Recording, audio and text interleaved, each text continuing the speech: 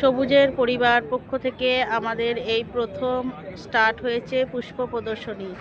তো দেখো আমাদের এই পুষ্প প্রদর্শনীতে ইরিগেশন কলোনি সিউড়ি বীরভূম আর আমাদের প্রথম ফ্লাওয়ার শো।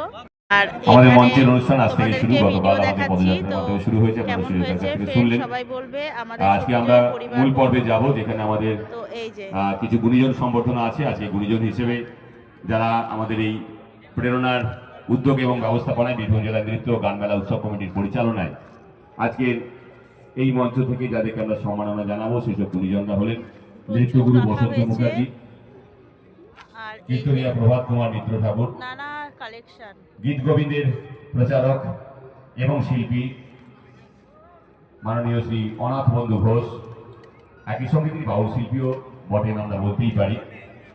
সঙ্গীত শিল্পী পর্ণা ঘোষ, লোকশিল্পী অনুপম চক্রবর্তী এবং বিশিষ্ট তবলাবাদক অরূপ ঘোষ দস্তিদার এবং বিশিষ্ট তবলাবাদক তরিত মুখার্জি মহোদয়। আমরা তাদেরকে আমাদের এই মঞ্চ থেকে আমরা সম্মাননা জানাবো।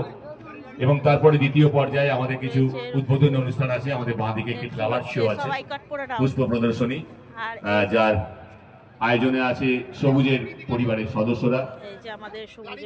ইতিমধ্যেই তারা তাদের ৫,০০০-এর বেশি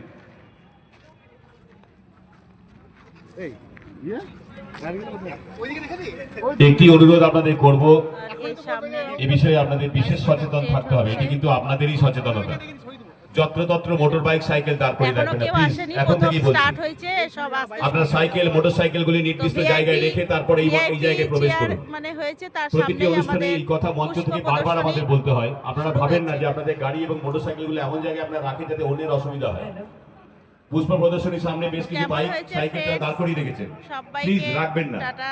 সাইকেল মোটর বাইক যার যা গাড়ি আছে নির্দিষ্ট দূরত্বে রেখে এসে অনুষ্ঠান মঞ্চে প্রবেশ করুন। টাটা।